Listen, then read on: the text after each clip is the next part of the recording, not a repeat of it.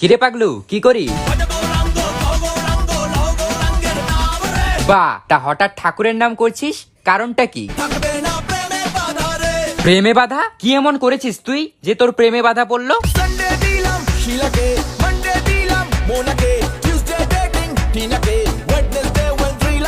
ছি ভাই ছি, এসব করে বেড়ালে তো প্রেমে বাধা পড়বেই, তাই এসব করিস কেন তুই?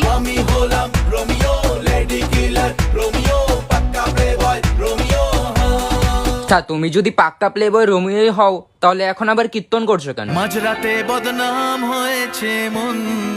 আচ্ছা, তোর বদনাম মন এখন তোকে কি বলছে?